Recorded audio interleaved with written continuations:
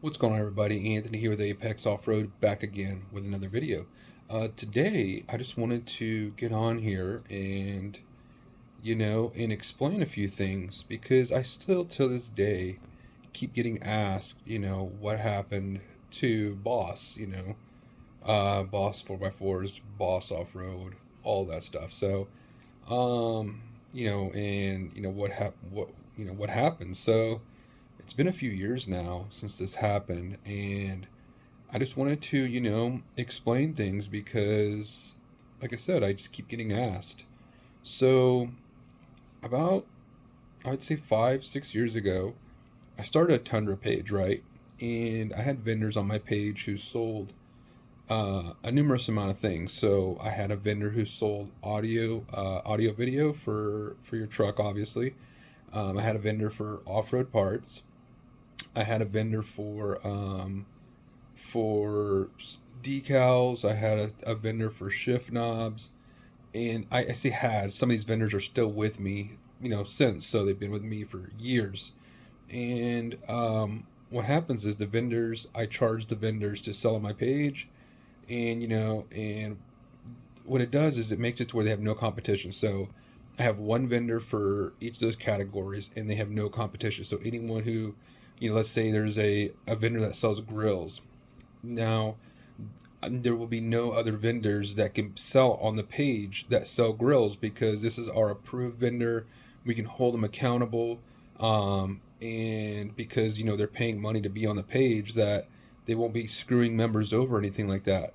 We had some lighting vendors. Lighting seems to be the biggest problem with vendors. We went through a lot of those, but that's a story for another day. But either way, I had these vendors on my page, and one of them, he was overwhelmed with how much support he got from my pages, or my page for that matter. So what happened is he basically needed help. I was working my day job and doing the Tundras on the page, as just kind of a fun thing, and it ended up taking off. And so he needed help. So I joined with him, and we did a profit share. So I would get a percentage of the profits, and he had already had the accounts and the business, everything all handled. All the money was handled. But I handled the operations. So if you ordered anything from Boss, I'm the one who processed your order. I'm the one who was sending you tracking. I'm the one who was making sure you got the product as fast as possible with through all the sources we had. And I basically did, my fair share of work for this company. So years go by, and him and I, we had our issues. We had personal issues, not issues with each other. We never had any sort of falling out ever. Everything was good to go, and it was. I thought it would never end, but the company didn't grow as fast as we would like, just because we were only sticking to Toyota trucks and SUVs. We had just gotten into SUVs, but the company didn't grow that fast, which wasn't a huge deal. We were still bringing in, a good amount of revenue. Um, so yeah, so one day, the owner, or the main owner, I considered myself an owner because of how much work I basically built that company as far as like customer base goes. And one day he just called me and told me that he's shutting it down. He's no longer going to be, continue Boss Off Road at the time, which was Boss 4x4s. And so it was kind of threw me for a loop, and it was just kind of out of nowhere. And he was going through some stuff. He had some personal family issues, and he had some stuff going on, so I didn't know what to do at that point, and he's like, here's your last, amount of the or money amount for the profits. And I had some inventory in my garage too, so he was like, here's for the inventory you have, or here's the money that he owed me minus the inventory I had. So he basically made me pay for the inventory, and whatever, not a huge deal, but at the time I no longer have a check coming in. I no longer have a job. Basically just fired, I guess. It's weird to say that I was fired because we were like partners, and So yeah, so I had to restart under my own name, so which is now Apex Off-Road, which is, it's huge. Um, it was kind of a blessing in disguise because now I'm doing everything I was doing before, but it's all mine. Everything it's all me. So before it was mostly me, because I did sales, I did operations, I did everything. Marketing, my marketing was huge. That was the biggest part of Boss at the time. So yeah, now I continue under my own name, and that's what I'm doing now. So that's pretty much how it all went down. And he ended up blocking me, and I think he just tried to like leave the face of the earth, and was successful at it, I guess. I don't know. He did, keep some close contacts or whatever, and he ended up taking the company and kind of, I don't know if he gave it to Nigel, who was a guy who, we he did a lot of the builds for Boss that were like huge builds, and um, he ended up, kind of giving him that company, or I don't know. I actually tried to buy Boss, and I believe I gave him a number, and he was like, I don't know, the accounts may not be transferable, and things like that. So he ended up giving me a number, and I mean, it wasn't cheap, but it was worth it. I don't feel like I should have bought it either way, but nothing is free in life. I understand that. So he gave me a number, and I'm like, okay, no problem, I'll pay that. And then later on, like a week after, he was like, well, I'm not gonna. The accounts are not transferable. I'm just shutting it down. I don't want anything linked to me, and blah blah blah. And kind of made some stuff up, if you ask me, but whatever. It's all good. So I kind of restarted and created these accounts. Restarted everything, and I did it very fast. I had a good reputation. I had all the reps contacts, and I was already contacting them. This is where it got weird because he was I was using the same email, which is through him, I guess, and he kind of went into my email and was like kind of sabotaging me in a way because he was I think he emailed some of the people. I can't remember what he did, but he basically said that, I don't remember what he said, but either way, the contacts I was trying to contact to get accounts with, he was emailing them saying to like not listen. I don't remember. It's been so long, but he basically got into my own email and started telling these people like, don't.